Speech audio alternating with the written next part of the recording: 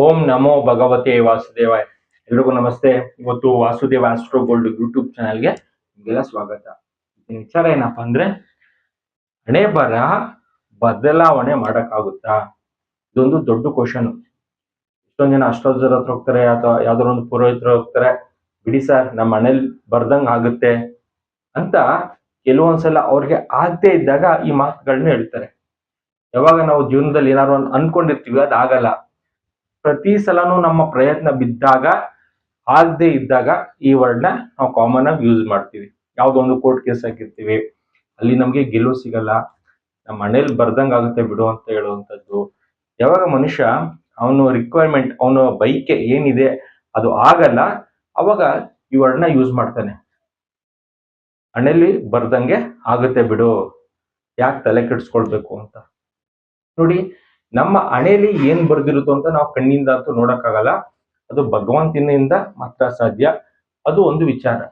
ಎರಡನೇ ವಿಚಾರ ಏನಪ್ಪಾ ಅಂದ್ರೆ, ನಮ್ಗೆ ಯಾವುದೇ ಒಂದು ಕೆಲಸ ಆಗ್ಬೇಕು, ನಮ್ಮ ಅನ್ಕೊಂಡಿರುವಂತ ಕೆಲ್ಸಗಳಾಗ್ಬೇಕು ಅಂದ್ರೆ ಮೊದಲನೇದಾಗಿ ನಮ್ಮ ಪ್ರಯತ್ನ ಅಂತೂ ಬೀಳ್ಬೇಕು. ನೀವೊಂದು ಕೆಲಸ ಸಿಗ್ಬೇಕು, ಯಾರು ಬಂದು ನಿಮ್ ಮನೆ ಹತ್ರ ಕೆಲಸ ಕೊಡಲ್ಲ. ನಿಮ್ಗೇನೋ ಒಂದು ಬೇಕು, ನೀವೇ ಅದನ್ನ ಹುಡ್ಕೊಂಡು ಹೋಗ್ಬೇಕಾಗುತ್ತೆ. ನಿಮ್ಮ ಜೀವನದಲ್ಲಿ ಪ್ರತಿಯೊಂದು ಹಂತದಲ್ಲೂ ನಿಮ್ಮ ಪ್ರಯತ್ನ, ನಿಮ್ಮ ಎಫರ್ಟ್ ಇಲ್ಲದೆ ಯಾವುದೇ ಒಂದು ವಸ್ತು ಸಿಗಲ್ಲ. ನಿಮ್ಮ ಪ್ರಯತ್ನ ಇಲ್ಲ ಅಂದ್ರೆ ನಿಮ್ಮ ಹಣೆ ಬರವನ್ನ ಚೇಂಜ್ ಮಾಡಕ್ಕಾಗಲ್ಲ. ಏನೇ ಮಾಡಿ, ನಿಮ್ಮ ಪ್ರಯತ್ನ ಅಂತೂ 100% ಇರಲೇಬೇಕಾಗುತ್ತೆ. ಪ್ರಯತ್ನ 100% ಹಾಕಿದ್ಮೇಲೆ ಆಮೇಲೆ ನೀವು ಭಗವಂತಗೆ ಬಿಡ್ಬೇಕು, ಹಣೆಯಲ್ಲಿ ಬರ್ದಂಗ ಆಗುತ್ತೆ ಅಂತ. ನಾವು ಏನೋ ಪ್ರಯತ್ನನೇ ಮಾಡದೆ ಡೈರೆಕ್ಟ್ ಆಗಿ ಹಣೆಯಲ್ಲಿ ಬರ್ದಂಗೆ ಆಗುತ್ತೆ ಬಿಡು ಅಂದ್ರೆ ನಿಮ್ಗೆ ಏನೂ ಸಿಗಲ್ಲ, ಝೀರೋನೇ ಸಿಗೋದು.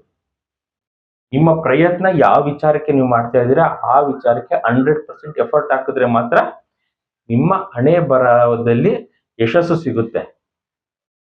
ನಿಮ್ಮ ಪ್ರಯತ್ನನೇ ಇಲ್ಲ ಅಂದ್ರೆ ನಿಮ್ಮ ಹಣೆ ಬರ ಅದು ಝೀರೋನೇ ಆಗಿರುತ್ತೆ. ನಿಮ್ಗೆ ಅದರಿಂದ ಯಾವುದೇ ರೀತಿಯ ಬೆನಿಫಿಟ್ಸ್ ಮತ್ತೆ ಪ್ರಾಫಿಟ್ ಇರಲ್ಲ. ಮತ್ತೆ ಇನ್ನೊಂದು ವಿಚಾರ, ಸರ್ ನಾನು ಪ್ರಯತ್ನ ಮಾಡಿದ್ದೀನಿ ಆದ್ರೂ ಸಿಗ್ತಾ ಇಲ್ಲ ಅಂತ ಅಂದಾಗ, ನಮಗೆ ನಮ್ಮ ಋಷಿ ಮುನಿಗಳು ಒಂದು ವಿಚಾರ ಕೊಟ್ಟಿರುವಂತದ್ದೇ ಈ ಜ್ಯೋತಿಷ ಶಾಸ್ತ್ರ. ಈ ಜ್ಯೋತಿಷ ಶಾಸ್ತ್ರವನ್ನ ನಾವೇನ್ ಮಾಡ್ತೀವಿ, ಜ್ಯೋತಿಷ್ಯರ ಹತ್ರ ಹೋಗ್ತೀವಿ. ಈ ಅಸ್ಟ್ರಾಲಜರ್ ಹತ್ರ ಹೋದಾಗ ನಿಮ್ಗೆ ಏನ್ ಮಾಡ್ತಾರೆ, ಒಂದ್ ಮದ್ವೆ ಆಗಿಲ್ಲ ಅಂತ ವಿಚಾರ ಇರ್ಬೋದು, ಯಾವುದೇ ಒಂದು ವಿಚಾರಕ್ಕೆ ಇರ್ಬೋದು, ಒಂದ್ 4 ವಿಚಾರ ಕರೆಕ್ಟ್ ಹೇಳ್ಬಿಡ್ತಾರೆ. ಹೋಮ, ಪೂಜೆ, ದಾನ, ನವಗ್ರಹಗಳ ಶಾಂತಿ ಮಾಡಿಸಿ ಅಂತ.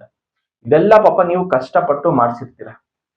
ಸಾಲ ಮಾಡಾದ್ರೂ ಹೋಮ ಮಾಡಿಸಿರ್ತೀರಾ, ಅಥವಾ ಯಾವ್ದಾದ್ರು ಒಂದು ದಾನ ಮಾಡಿರ್ತೀರಾ, ನವಗ್ರಹ ಶಾಂತಿ ಮಾಡಿಸಿರ್ತೀರಾ, ಮತ್ತೆ ಪೂಜೆಗಳಿಗಂತೂ ಹೇಳಂಗೆ ಇಲ್ಲ, ಎಷ್ಟೊಂದು ಪೂಜೆ ಮಾಡಿಸಿರ್ತೀರ. ಆದ್ರೂ ನಿಮ್ಮ ಪ್ರಯತ್ನ ಯಶಸ್ಸು ಆಗ್ತಿರಲ್ಲ, ಸಮಸ್ಯೆ ಜಾಸ್ತಿನೇ ಆಗ್ತಾ ಇರುತ್ತೆ. ನೀವು ಏನೇ ಪೂಜೆ, ಹೋಮ, ಪೂಜೆ, ದಾನ ಮಾಡಿಸಿದ್ರು ಅದು ಫಲ ಸಿಗ್ತಾ ಇರಲ್ಲ.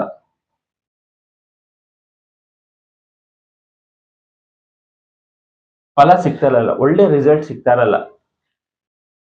ಹೋಮ ಮಾಡಿಸ್ಬಿಡಿ, ಪೂಜೆ ಮಾಡಿಸಿ, ದಾನ ಮಾಡಿ ಅಂತ ಹೇಳಿರ್ತಾರೆ, ನಾವು ಮಾಡಿರ್ತೀವಿ, ಖಂಡಿತ ಅದರಿಂದ ನಮ್ಗೆ ರಿಸಲ್ಟ್ ಅಂತೂ ಸಿಗ್ತಾ ಇರಲ್ಲ. ಮತ್ತೆ ಏನ್ ಮಾಡ್ಬೇಕು ಅನ್ನೋದು ಒಂದು ದೊಡ್ಡ ಕ್ವಶನ್. ನಮ್ಮ ಹಣೆ ಬರ ಅಂತೂ ನಾವು ನೋಡ್ಕೊಳಕ್ಕಾಗಲ್ಲ, ನಮ್ಮ ಪ್ರಯತ್ನ ಮಾಡ್ತಾ ಇದೀವಿ, ಒಳ್ಳೆ ರಿಸಲ್ಟ್ ಸಿಗ್ತಾ ಇಲ್ಲ, ನಾವ್ ಏನ್ ಮಾಡ್ಬೇಕು? ಇದಕ್ಕೆ ಸುಲಭವಾಗಿ ನಮ್ಮ ಜ್ಯೋತಿಷ್ಯದಲ್ಲಿ ಒಂದು ಮಾರ್ಗ ಇದೆ. ನಮ್ಮ ಬಯಕೆ ಏನ್ ಬೇಕು ಆ ಬಯಕೆಗೆ ತಕ್ಕನಂಗೆ ನಮ್ಗೆ ಈಗ ಅನುಕೂಲವಾಗಿದೆಯಾ ಸಮಯ ಅಂತ. ನಮ್ಮ ದಶಾಭುಕ್ತಿ ನೀವು ಅನ್ಕೊಂಡಿರುವಂತ ವಿಚಾರ ಅದು ಸಪೋರ್ಟ್ ಮಾಡ್ತಿದ್ಯಾ ಅನ್ನೋದು ನಾವು ಮೇನ್ ಆಗಿ ತಿಳ್ಕೊಳ್ಬೇಕು. ನಾನು ಕಳೆದ ಸಂಚಿಕೆಯಲ್ಲಿ ಎಷ್ಟೊಂದು ಎಪಿಸೋಡ್ ಅಲ್ಲಿ ಕಾಂಬಿನೇಷನ್ಸ್ ಎಲ್ಲ ಬರೀತೀನಿ. ನಿಮ್ ಮನೆ ಕಟ್ಟಕ್ಕೆ ಈ ಕಾಂಬಿನೇಷನ್ಸ್ ಇರ್ಬೇಕು, ಮದುವೆ ಆಗಕ್ಕೆ ಈ ಕಾಂಬಿನೇಷನ್ಸ್ ಇರ್ಬೇಕು ಅಂತ ಪ್ರತಿಯೊಂದನ್ನು ವಿಸ್ತಾರವಾಗಿ ತಿಳಿಸ್ಕೊಡ್ತಾ ಹೋಗ್ತಿರ್ತೀನಿ. ಆದ್ರೆ ನಿಮ್ಗೆ ಬೇಕಾಗಿರುವಂತ ಯಾವ್ದು ರಿಕ್ವೈರ್ಮೆಂಟ್ ಇದೆ, ನಿಮ್ಮ ಅವಶ್ಯಕತೆ ಏನಿದೆ, ಅದು ನಿಮ್ಮ ದಶದಲ್ಲಿ ನಡೀತಾ ಇದೆ ಅನ್ನೋದು ನಿಖರವಾಗಿ ನಾವು ತಿಳ್ಕೊಳ್ಬೇಕಾಗುತ್ತೆ. ಅದು ತಿಳ್ಕೊಂಡು ನಿಮ್ಮ ಪ್ರಯತ್ನ ಮಾಡಿದ್ರೆ ನಿಮ್ಮ ಹಣೆ ಬರನ ಚೇಂಜ್ ಮಾಡ್ಕೊಳ್ಬಹುದು. ನಿಮ್ದು ಏನು ಸಮಸ್ಯೆ ಇದೆ, ನಿಮ್ಮ ರಿಕ್ವೈರ್ಮೆಂಟ್ ಏನಿದೆ ಅದು ಫಸ್ಟ್ ತಿಳ್ಕೊಂಡು ಅದು ನಿಮ್ಮ ದಶಾಭುಕ್ತಿಲಿ ನೋಡಿ, ಡೇ ಟು ಟೈಮಿಂಗ್ಸ್ ಪ್ಲೇಸ್ ಯಾರ್ದು ಕರೆಕ್ಟ್ ಆಗಿರುತ್ತೆ ಅವರ ದಶಾಭುಕ್ತಿ ನಕ್ಷತ್ರ ಉಪನಕ್ಷತ್ರದಲ್ಲಿ ಕರೆಕ್ಟ್ ಆಗಿ ಅದಾಗುತ್ತೋ ಇಲ್ವೋ ಅಂತ ತಿಳ್ಕೊಳ್ಬಹುದು. ಯಾರಿಗೆ ನಮ್ಗೆ ಡೇ ಟು ಟೈಮಿಂಗ್ಸ್ ಪ್ಲೇಸ್ ಇಲ್ಲ ಸರ್, ನಮ್ಗೆ ಹುಟ್ಟಿ 50 ವರ್ಷ ಆಗಿದೆ, 1950-60 ಹುಟ್ಟಿದೀವಿ, ನಮ್ಗೆ ಟೈಮಿಂಗ್ಸ್ ಇಲ್ಲ ಅನ್ನೋರು ಪ್ರಶ್ನಾಶಾಸ್ತ್ರದಲ್ಲಿ ಹಾಕಿ ತಿಳ್ಕೊಳ್ಬಹುದು ನಿಮ್ಮ ಸಮಸ್ಯೆಗೆ ಈಗ ಪರಿಹಾರ ಸಿಗುತ್ತೋ ಇಲ್ವೋ ಅಂತ. ನಾವ್ ಎಲ್ಲಾ ವಿಚಾರಕ್ಕೂ ನಮ್ಮ ಹಣೆ ಬರದಲ್ಲಿ ಆದಂಗ ಆಗುತ್ತೆ ಬಿಡು ಅಂದ್ರೆ ನಮ್ಗೆ ಅಲ್ಲಿ ಕೆಲವೊಂದ್ಸಲ ಪಾಸಿಟಿವ್ ಆಗುತ್ತೆ, ಜಾಸ್ತಿ ಪರ್ಸೆಂಟ್ ನೆಗೆಟಿವ್ ಆಗುವಂಥದ್ದು. ಯಾಕಂದ್ರೆ ಬೇರೆಯವರು ಲಾಭ ಪಡ್ಕೊಳ್ತಾರೆ, ನಮ್ಮ ನೆಗ್ಲೆಕ್ಟ್ ಇಂದ ನಮ್ಗೆ ಸಿಗ್ಬೇಕಾಗಿರುವಂತದ್ದು ನಮ್ಗೆ ಸಿಗಲ್ಲ. ಇಲ್ಲಿ ಪೂಜೆ ಎಲ್ಲ ಈಗ ಮಾಡ್ಸಿರ್ತೀವಿ, ಖಂಡಿತ ನಮ್ಗೆ ಯಾವುದೇ ಇರುತ್ತೆ ಫಲ ಸಿಗಲ್ಲ. ಈ ಜ್ಯೋತಿಷ್ಯದಲ್ಲಿ ನಾವು ಈ ದಿಕ್ಸೂಚಿ ಮತ್ತೆ ಮಾರ್ಗದರ್ಶನವನ್ನ ತಿಳ್ಕೊಳ್ಬಹುದು. ನಮ್ದು ಯಾವ ಲೈನು, ಇದು ಎಜುಕೇಶನ್ ಅಲ್ಲಿ ಇರ್ಬೋದು, ನಿಮ್ಮ ಕೆಲಸದಲ್ಲಿ ಇರ್ಬೋದು, ಬಿಸ್ನೆಸ್ ವಿಚಾರ ಇರ್ಬೋದು, ಬಿಸ್ನೆಸ್ ಮಾಡ್ಬೇಕಾ ಬೇಡವಾ ಅನ್ನೋದು ನಮ್ಮ ಜ್ಯೋತಿಷ್ಯ ಶಾಸ್ತ್ರದಲ್ಲಿ ತಿಳ್ಕೊಳ್ಬಹುದು 100% ಆಗಿ. ನಾನು ಎಲ್ಲ ಎಪಿಸೋಡ್ ಅಲ್ಲಿ ಆಗ್ಲೇ ಹೇಳ್ದೆ, ಕಾಂಬಿನೇಷನ್ಸ್ ಎಲ್ಲ ಬೇರೆ ಬೇರೆ ಇರುತ್ತೆ. ಇವತ್ತು ನಾನು ಮಾಡ್ತಿರೋಂಥ ವಿಡಿಯೋ ಏನಪ್ಪಾ ಅಂದ್ರೆ, ಎಲ್ರೂ ಒಂದು ಕಾಮನ್ ಆಗಿ ಹೇಳುವಂಥದ್ದು ಹಣೆ ಬರ ಇದ್ದಂಗಾಗ್ಲಿ ಅಂತ, ಬಟ್ ಅದ್ರ ಒಳಗಡೆ ಎಷ್ಟು ನಾವು ಡೆಪ್ತ್ ಅಲ್ಲಿ ನೋಡ್ಬೇಕು, ಜ್ಯೋತಿಷ್ಯ ಶಾಸ್ತ್ರ ಯಾಕೆ ನೋಡ್ಬೇಕು, ಪ್ರಯತ್ನ ಎಲ್ಲರೂ ಬೀಳ್ತಾರೆ, ಶ್ರಮ ಎಲ್ಲರೂ ಆಗ್ತಾರೆ. ಒಬ್ಬ ರೈತನೂ ಆಗ್ತಾನೆ, ಒಬ್ಬ ಇಂಜಿನಿಯರ್ ಆಗ್ತಾರೆ, ಒಬ್ಬ ಡಾಕ್ಟರ್ ಆಗ್ತಾನೆ, ಬಟ್ ದುಡ್ಡಕ್ಕೆ ಎಲ್ರೂ ಮಾಡಕ್ಕಾಗಲ್ಲ. ಏನಾದ್ರು ಒಂದು ಸಮಸ್ಯೆ ಮಾಡ್ತಿರ್ತಾನೆ, ಅವತ್ತೊಂದು ದುಡ್ದು ಅವತ್ತೇ ಕಳ್ಕೊಬಿಡ್ತಾನೆ. ಎಲ್ರು ಅವ್ರನ್ನ ಪ್ರಯತ್ನಕ್ಕೆ, ಅವನ ಶ್ರಮಕ್ಕೆ ದುಡ್ಡು ಸಿಗಲ್ಲ. ಇನ್ ಕೆಲವೊಬ್ರಿಗೆ ಪ್ರಯತ್ನನೇ ಇರಲ್ಲ, ದುಡ್ಡು ಬರುತ್ತೆ, ಅವ್ನು ಹೇಳೋದೇ ಇಲ್ಲ ನನ್ನ ಹಣೆಯಲ್ಲಿ ಬರ್ದಂಗ ಆಗುತ್ತೆ. ಯಾಕಂದ್ರೆ ಅವ್ರಿಗೆ ದುಡ್ಡು ಬರ್ತಾ ಇರುತ್ತಲ್ಲ, ಅವನು ಪಾಸಿಟಿವ್ ಆಗಿರ್ತಾನೆ, ದುಡ್ಡು ಬರ್ತಾ ಇರುತ್ತಲ್ಲ ನಾನು ಲಕ್ಕಿ ಅಂತ. ಅವನ ಲಕ್ಕಿಗಿನ್ನ ಅವನ ದಶಾಭುಕ್ತಿ ಸಪೋರ್ಟ್ ಮಾಡ್ತಾ ಇರುತ್ತೆ. ಅವ್ನು ಏನೇ ಮಾಡಿದ್ರು ಮನೇಲಿ ಕುತ್ಕೊಂಡಿದ್ರು ದುಡ್ಡು ಬರುವಂತದ್ದು ಯೋಗ ಅವ್ರಿಗಿರುತ್ತೆ. ನಾವು ಯೋಗಗಳು ಹೇಳ್ತೀವಿ, ಗಜಕೇಸರಿ ಯೋಗ ಇದೆ, ನೀಚಭಂಗ ರಾಜಯೋಗ ಇದೆ ಅಂತ ಹೇಳ್ತಿರ್ತೀವಿ, ಬಟ್ ಅದು ನಿಮ್ಮ ದಶಾಭುಕ್ತಿಯಲ್ಲಿ ಬರ್ಬೇಕು. ಎಷ್ಟೊಂದು ಯೋಗಗಳಿದೆ ಸರ್, ನಂಗೆ 10 ಯೋಗ ಇದೆ ಸರ್ ಅಂತ ಹೇಳ್ತಾರೆ, 8 ಯೋಗ ಇದೆ ಅಂತ ಹೇಳ್ತಾರೆ, ಬಟ್ ದುಡ್ಡಿಲ್ಲ ಅಂತ ಹೇಳ್ತಾರೆ. ನಿಮ್ಮ ದಶಾಭುಕ್ತಿಗಳಲ್ಲಿ ದುಡ್ಡು ಕೊಡುವ ಮನೆಗಳು, ನಿಮ್ಮ ಲಗ್ನದಿಂದ 2ನೇ ಮನೆ 7 ಅನ್ನೊಂದು ಅವೆಲ್ಲ ಬಂದಿಲ್ಲ ಅಂದ್ರೆ ಮನಿಗೆ ಕಾಂಬಿನೇಷನ್ ಅಲ್ಲಿ 2, 7, 9, 11 ಕಾಂಬಿನೇಷನ್ ಇದೆಲ್ಲ ನಿಮ್ಮ ದಶಾದಲ್ಲಿ ಇಲ್ಲ, ಭುಕ್ತಿಲಿ ಇಲ್ಲ ಅಂದ್ರೆ ನಿಮ್ಗೆ ದುಡ್ಡು ಬರ್ತಾ ಇರಲ್ಲ. ನೀವು ಎಷ್ಟನೇ ಪ್ರಯತ್ನ ಹಾಕಿದ್ರು, ಶ್ರಮ ಹಾಕಿದ್ರು ದುಡ್ಡು ಬರಲ್ಲ, ದುಡ್ಡು ನಿಲ್ಲಲ್ಲ. ಕೊನೆಗೆ ಹಣೆ ಬರ್ದಂಗ ಆಗುತ್ತೆ ಹೋಗು ಅಂತ ಅನ್ಕೊಂಡಿರ್ತೀರ, ಮತ್ತೆ ಮರಣಕ್ಕೆ ಅದೇ ಸಮಸ್ಯೆ, ಅದೇ ರಿಪೀಟ್, ಅದೇ ವರ್ಡ್ ಹೇಳುವಂಥದ್ದು. ಈ ದಿಕ್ಸೂಚಿನ ಇಟ್ಕೊಂಡು, ಈ ಮಾರ್ಗದರ್ಶನ ಇಟ್ಕೊಂಡು ನಿಮ್ಮ ಕರೆಕ್ಟ್ ಡೇ ಟು ಟೈಮಿಂಗ್ಸ್ ಇದ್ರೆ ಯಾವ ಗ್ರಹಗಳು ಸ್ಟ್ರಾಂಗ್ ಆಗಿದೆ ಅಂತ ನೋಡ್ಬೇಕಾಗುತ್ತೆ. ಖಂಡಿತ ನೀವು ಇದನ್ನೆಲ್ಲ ಮಾಡಿ, ಹೋಮ, ಪೂಜೆ, ದಾನ, ನವಗ್ರಹ ಶಾಂತಿಗಳು ಇರಬೇಕು. ಬಟ್ ನಿಮ್ಗೆ ದುಡ್ಡು ಬರಬೇಕು ಅಂದ್ರೆ ಎಲ್ರು ಇದ್ ಮಾಡಿದ್ರೆ ದುಡ್ಡು ಬರಲ್ಲ. ಇದು ನಿಮ್ಮ ಪಾಸಿಟಿವ್ ಹಾರನ ಚೇಂಜ್ ಮಾಡುತ್ತೆ. ನೋಡಿ, ಹೋಮ, ಪೂಜೆ ನಿಮ್ಮ ಮನೆಯಲ್ಲಿರುವಂತ ನಕಾರಾತ್ಮಕ ಶಕ್ತಿ ತೆಗುತ್ತೆ, ದುಡ್ಡು ಕೊಡಲ್ಲ. ನಿಮ್ಗೆ ದಾನ ನಿಮ್ಗೆ ಇರುವಂತ ಯಾವ್ದಾದ್ರು ಕೆಟ್ಟ ಕರ್ಮಗಳೆಲ್ಲ ಕಳೆಯುತ್ತೆ. ಈ ನವಗ್ರಹ ಶಾಂತಿ ಅಂತ ಎಲ್ಲದಕ್ಕೂ ಶಾಂತಿ ಮಾಡ್ಬಿಡ್ತೀವಿ, ಅದು ಕೂಡ ತಪ್ಪು. ನಿಮ್ಮ ಜಾತಕದಲ್ಲಿ ಯಾವ ಗ್ರಹ ನೆಗೆಟಿವ್ ಆಗಿದೆ ಆ ಗ್ರಹ ಮಾತ್ರ ನೀವು ದಾನ ಮಾಡ್ಬೇಕಾಗುತ್ತೆ. ಎಲ್ಲಾ ಗ್ರಹಕ್ಕೂ ಸಂಬಂಧಪಟ್ಟಿದ್ದು ದಾನ ಮಾಡಿದ್ರೆ ಲಾಸ್ ಆಗುತ್ತೆ. ಉದಾಹರಣೆಗೆ ಕುಜ ಅಂತ ಹೇಳ್ತೀವಿ, ಕುಜ ಏನಾದ್ರು 8ನೇ ಮನೆ 12ನೇ ಮನೆ ಇದ್ರೆ ಅದು ಕುಜ ದೋಷ ಆಗಿರುತ್ತೆ. ಅದು ಓದುವಂತ ಮಕ್ಳು ಟೈಮಿಂಗ್ಸ್ ಅಲ್ಲಿ ಅದಿದ್ರೆ ಸ್ವಲ್ಪ ತೊಗರಿ ಬೆಳೆನ ದಾನ ಮಾಡಿ ಅಂತ ಹೇಳಿರ್ತೀವಿ ಹೊರತು ಕುಜ ದೋಷದಿಂದ ನಿಮ್ ಎಂಟೈರ್ ಲೈಫ್ ಸ್ಪಾಯ್ಲ್ ಆಗುತ್ತೆ ಅಂತ ಎಲ್ಲೂ ರೂಲ್ಸ್ ಇಲ್ಲ. ಆ ನಡೆಯುವಂತ ಸಮಯದಲ್ಲಿ ಯಾವ ವಿಚಾರಕ್ಕೆ ನಾವು ನೋಡ್ಬೇಕಾಗುತ್ತೆ ಜ್ಯೋತಿಷ್ಯ ಶಾಸ್ತ್ರದಲ್ಲಿ, ಕಾಳ ಸರ್ಪ ದೋಷ ಅಂತ ಬರುತ್ತೆ. 80% ಜನಕ್ಕೆ ಯೋಗ ಇರುತ್ತೆ ಹೊರತು ದೋಷ ಇರಲ್ಲ. ಮತ್ತೆ ಈ ಸಾಡೆ ಸಾತಿ ಮತ್ತೆ ಶನಿ ಗ್ರಹದ ಬಗ್ಗೆ ಎದುರಿಸುವಂತದ್ದು ಜಾಸ್ತಿ. ನಿಮ್ಮ ಜಾತಕದಲ್ಲಿ ಶನಿ ಗ್ರಹ ಏನಾದ್ರೆ 8ನೇ ಮನೆ 12ನೇ ಮನೆ ಇದ್ರೆ ಆಗ ಮಾತ್ರ ದಾನ ಮಾಡಿ ಅಂತ ಹೇಳ್ತೀವಿ ಹೊರತು ಎಂಟೈರ್ ನವಗ್ರಹ ಶಾಂತಿ ಮಾಡಿ ಅಂತ ಎಲ್ಲೂ ರೂಲ್ ಇಲ್ಲ. ಇದೇನ್ ಮಾಡಿದೀವಿ ಅಂದ್ರೆ ನಾವು ಫಿಕ್ಸ್ ಮಾಡ್ಕೊಂಡಿದೀವಿ, ನಮ್ಗೆ ಏನಾದ್ರೂ ಒಂದು ಸಮಸ್ಯೆ ಇದೆಯಾ, ದಾನ ಮಾಡು, ಇಲ್ಲ ಶಾಂತಿ ಮಾಡಿಸು, ಪೂಜೆ ಮಾಡು, ಫಲ ಸಿಗಲ್ಲ, ಅವನಿಗೆ ಸ್ಟ್ರೆಸ್ ಇನ್ನ ಜಾಸ್ತಿ ಆಗ್ಬಿಡುತ್ತೆ. ಅಷ್ಟು ದುಡ್ಡು ಖರ್ಚು ಮಾಡಿದೆ ದೇವ್ರಿಗೆ, 50,000 ಪೂಜೆ ಎಲ್ಲ ತಗೊಂಡ್ರು 500ಗೂ ಬೈತೀವಿ, ಪಾಪ ಕಟ್ಕೊಳ್ತೀವಿ, ದೇವ್ರಗಳಿಗೂ ಬೈತೀವಿ, ಗ್ರಹಗಳಿಗೂ ಬೈತೀವಿ, ರಿಸಲ್ಟ್ ಮಾತ್ರ ಸಿಗಲ್ಲ. ಎಲ್ರಿಗೂ ಬೈಕೊಂಡು ಓಡಾಡ್ತೀವಿ. ಇನ್ ಲೈಫಲ್ಲಿ ನಾನು ಪೂಜೆ ಮಾಡಲ್ಲ, ಇನ್ ಲೈಫಲ್ಲಿ ದೇವಸ್ಥಾನಕ್ಕೆ ಹೋಗಲ್ಲ, ಇನ್ ಲೈಫಲ್ಲಿ ನಾನು ಏನು ಮಾಡಲ್ಲ ಅಂತ ಒಂದು ನಿರ್ಧಾರಕ್ಕೆ ಬರ್ತೀವಿ. ಕರೆಕ್ಟ್ ಮಾರ್ಗ ದರ್ಶನ ಅಥವಾ ದಿಕ್ಸೂಚಿ ನಮ್ಗೆ ಸಿಕ್ಕಿರಲ್ಲ. ಯಾವಾಗ ನಿಮಗೆ ಒಂದು ಒಳ್ಳೆ ಮಾರ್ಗದರ್ಶನ ದಿಕ್ಸೂಚಿ ಸಿಗುತ್ತೆ ಜ್ಯೋತಿಷ ಶಾಸ್ತ್ರದಲ್ಲಿ, ಅವತ್ತು ನಿಮ್ಮ ಹಣೆ ಬರವನ್ನ ನೀವು ಬದಲಾಯಿಸ್ಕೊಳ್ಬಹುದು. ಇದು ಭಗವಂತ ಋಷಿಮುನಿ ಕೊಟ್ಟಿರುವಂತ ಒಂದು ವರ. ಆ ವರದಿಂದ ಋಷಿಮುನಿಗಳು ಮನುಷ್ಯರು ಕೊಟ್ಟಿರುವಂತ ದಾನ ಇದು. ಹಿಂಗೆ ಮಾಡಿ ಇಂತಿಂತ ಫಲಗಳು ನಿಮ್ಗೆ ಸಿಗುತ್ತೆ. ಈ ವಿಚಾರಗಳನ್ನ ನಮ್ಮ ಡೇ ಟು ಟೈಮ್ಸ್ ಪ್ಲೇಸ್ ಹಾಕೊಂಡಾಗ ನಡೀತಿರುವಂತ ದಶದಲ್ಲಿ ಅದು ಲಾಭ ಇದೆಯಾ ನಷ್ಟ ಇದೆ ಅಂತ ನೋಡ್ಕೊಳ್ಬೇಕು. ಲಾಭ ಏನಾದ್ರೂ ಇದ್ರೆ ಬಿಸ್ನೆಸ್ ಮಾಡ್ಕೊಳ್ಬೇಕಾಗುತ್ತೆ, ನಷ್ಟ ಇದೆ ಖಂಡಿತ ಯಾವ್ದಾರ ಒಂದು ಕೆಲ್ಸಕ್ಕೆ ಹೋಗ್ಬೇಕು. ಅವ್ನು ಯಾವ್ದೇ ಒಂದು ಕೆಲಸ ಆಗ್ಲಿ ಕೆಲ್ಸಕ್ಕೆ ಹೋಗ್ಬೇಕಾಗುತ್ತೆ. ಪ್ರಾಪರ್ಟಿ ತಗೊಳ್ಳುವಂತ ಟೈಮಿಂಗ್ಸ್ ಇದು ಒಳ್ಳೆ ಟೈಮಿಂಗ್ಸಾ? ಕೋರ್ಟ್ ಅಲ್ಲಿ ಕೇಸ್ ನಡೀತಾ ಇದೆ, ಇದು ನಡೀತಾನೆ ಇರುತ್ತಾ? ಮತ್ತೆ ಏನೋ ಒಂದು ಮಕ್ಳು ಭಾಗ್ಯ ಇಲ್ಲ, ನಮ್ ಲೈಫಲ್ಲೇ ಇಲ್ವಾ? ಅಥವಾ ಯಾವ ಟೈಮಿಂಗ್ಸ್ ತನಕ ಕಾಯ್ಬೇಕು? 35 ವರ್ಷ ಆಯ್ತು ಮದ್ವೆ ಆಗಿಲ್ಲ, ನನ್ನ ಹಣೆಯಲ್ಲಿ ಬರ್ದಂಗೆ ಇದ್ದಂಗೆ ಆಗುತ್ತೆ ಅಂದ್ರೆ ನಿಮ್ಗೆ 100 ವರ್ಷ ಆದ್ರೂ ಮದ್ವೆ ಆಗಲ್ಲ. ನಿಮ್ಮ ಪ್ರಯತ್ನ ಇರಬೇಕು.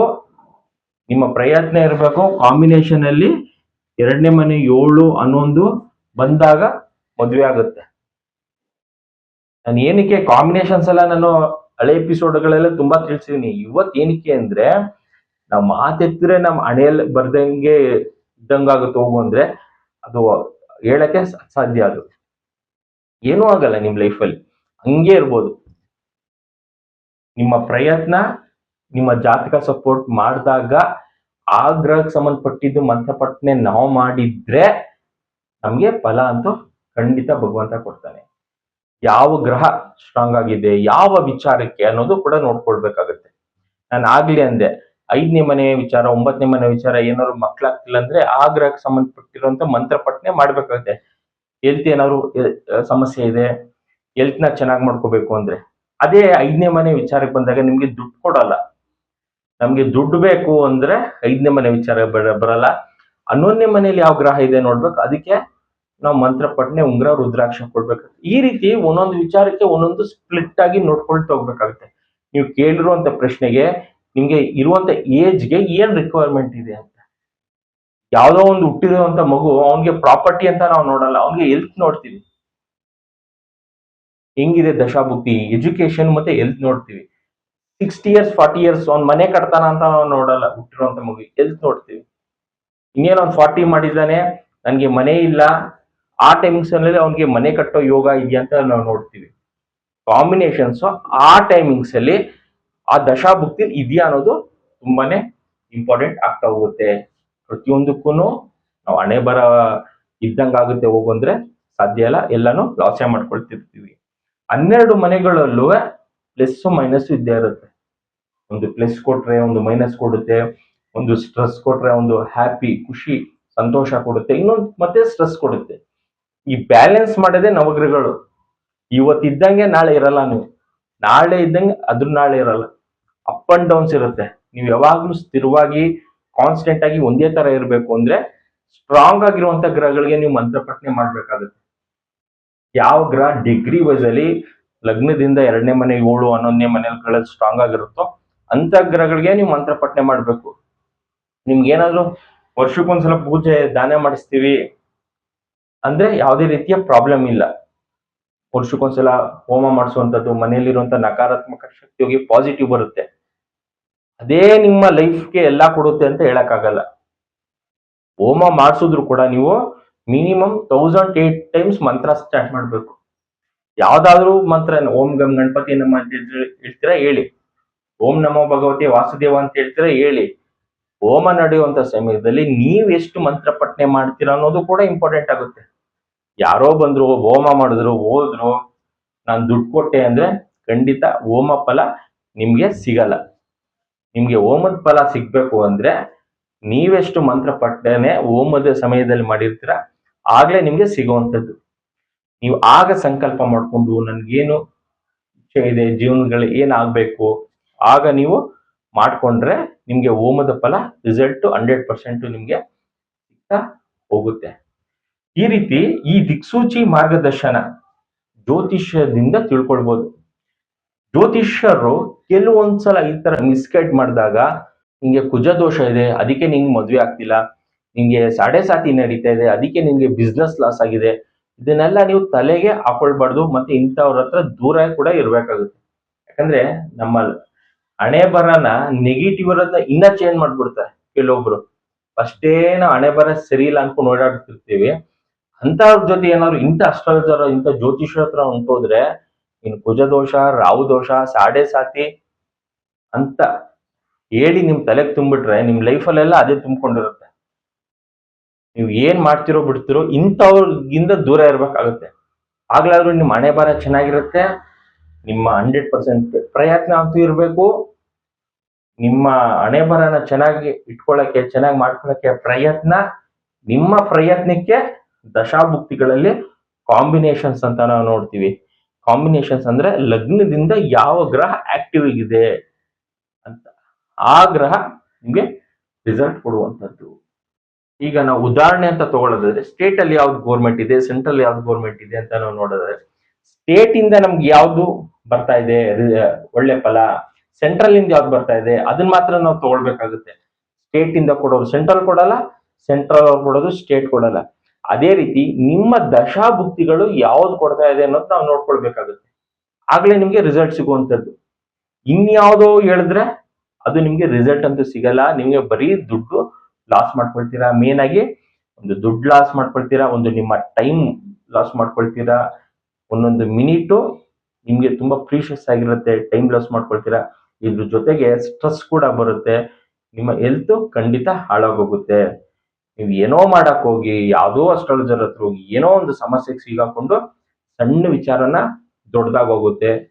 ಅದಕ್ಕೋಸ್ಕರ ನಿಮ್ಮ ಹಣೆ ಬರನ ಚೆನ್ನಾಗಿಟ್ಕೊಳ್ಳಕ್ಕೆ ಒಂದೆರಡು ಪ್ರಯತ್ನವಂತೂ ನೀವು ಮಾಡಲೇಬೇಕು. ನಿಮ್ಮ ಪ್ರಯತ್ನ ಇರಬೇಕು.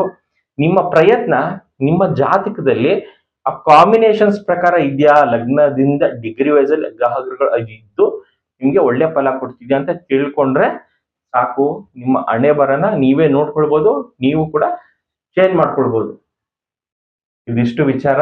ಹಣೆ ಬರ ಬದಲಾವಣೆ ಇದ್ದಂಗಾಗ್ಲಿ ಓದಂಗಾಗ್ಲಿ ಅಂದ್ರೆ ಅದು ಒಂಟೆ ಹೋಗುತ್ತೆ. ನಿಮ್ಮ ಕೈಯಲ್ಲಿರುತ್ತೆ. ನಿಮ್ಮ ಹಣೆ ಬರಹ ಚೇಂಜ್ ಮಾಡ್ಕೊಳ್ಳೋದು ಬಿಡೋದು ನಿಮಗ್ ಬಿಟ್ಟಿರುವಂತದ್ದು. ಭಗವಂತ ಅಂತೂ ಯಾವಾಗ್ಲೂ ಆಶೀರ್ವಾದ ಮಾಡ್ತಿರ್ತಾನೆ ಪ್ರತಿಯೊಬ್ಬರಿಗೂ. ಬಟ್ ಗ್ರಹಗಳೇನ್ ಮಾಡ್ತಾರೆ, ಅವರ ದಶಾಭುಕ್ತಿಗಳು ಬಂದಾಗ ಪಾಸಿಟಿವ್ ಇದ್ರೆ ಪಾಸಿಟಿವ್ ಕೊಡ್ತಾರೆ, ನೆಗೆಟಿವ್ ಇದ್ರೆ ಖಂಡಿತ ನೆಗೆಟಿವಿಟಿ ಕೊಡ್ತಾರೆ. ನೆಗೆಟಿವ್ ಇದ್ರೂ ಎದುರುಕೊಳ್ಳೋ ಅವಶ್ಯಕತೆ ಇಲ್ಲ. ಆ ಗ್ರಹಕ್ಕೆ ಸಂಬಂಧಪಟ್ಟಿರುವಂತ ಪದಾರ್ಥ ದಾನ ಮಾಡಿದ್ರು ಅದು ನಿಮ್ಗೆ ಜಾಸ್ತಿ ಆಗುವಂತ ಸಮಸ್ಯೆ ಕಡಿಮೆ ಆಗುತ್ತೆ. ಯಾವುದೇ ರೀತಿಯ ಜಾಸ್ತಿ ಸಮಸ್ಯೆ ಕೊಡಲ್ಲ, ಈಸಿಯಾಗಿ ಹೊಂಟೋಗುತ್ತೆ. ಎಷ್ಟೊಂದ್ ಜನ ಬೆಟ್ಟಂಗ್ ಬಂತು ಹುಲ್ಲಂಗ್ ಹೊಂಟೋಯ್ತು ಅಂತ ಹೇಳ್ತಾರೆ. ಬೆಟ್ಟ ಅಷ್ಟು ಪ್ರಾಬ್ಲಮ್ ಒಂದು ಹುಲ್ಲು ಕಡ್ಡಿ ಎತ್ತಿಟ್ಟಂಗೆ. ಅಷ್ಟು ದೊಡ್ಡ ಸಮಸ್ಯೆ ಒಂದು ಸಣ್ಣ ಇದ್ರಲ್ಲಿ ಹೋಗುತ್ತಲ್ಲ, ಆ ರೀತಿ ಕೂಡ ಭಗವಂತ ನಿಮ್ಗೆ ಕರುಣೆ ಮಾಡ್ತಾನೆ. ಇದಿಷ್ಟು ವಿಚಾರ ಹಣೆ ಬರ ಬದಲಾವಣೆ ಬಗ್ಗೆ. ಯಾರು ವಾಸುದೇವ್ ಆಸ್ಟ್ರೋಗೋಲ್ಡ್ ಯೂಟ್ಯೂಬ್ ಚಾನಲ್ ಸಬ್ಸ್ಕ್ರೈಬ್ ಮಾಡ್ಕೊಂಡಿಲ್ಲ ಇವತ್ತೇ ಮಾಡ್ಕೊಳ್ಳಿ. ನಾನು ಹಾಕುವಂತ ವಿಡಿಯೋಸ್ ನಿಮ್ಗೆ ರೀಚ್ ಆಗುತ್ತೆ. ಮತ್ತೆ ನನ್ನ ಈ ಚಾನಲ್ ಅಲ್ಲಿ ಜ್ಯೋತಿಷ ಶಾಸ್ತ್ರಕ್ಕೆ ಬಿಟ್ಟು ಯಾವುದೇ ಚಾನಲ್ ಬೇರೆ ವಿಚಾರ ಅಪ್ಲೋಡ್ ಮಾಡಲ್ಲ. ಮತ್ತೆ ನಿಮ್ಗೆ ಏನ್ ಬೇಕು ಜೀವನಕ್ಕೆ, ಫ್ಯೂಚರ್ಗೆ, ಅಭಿವೃದ್ಧಿಗೆ, ಆ ಸಬ್ಜೆಕ್ಟ್ ಮಾತ್ರ ಅಪ್ಲೋಡ್ ಮಾಡ್ತಾ ಇರ್ತೀನಿ. ನಿಮ್ಗೆ ಇವತ್ತಲ್ಲ ನಾಳೆ ಈ ವಿಡಿಯೋಸ್ ತುಂಬಾ ಹೆಲ್ಪ್ ಆಗುತ್ತೆ.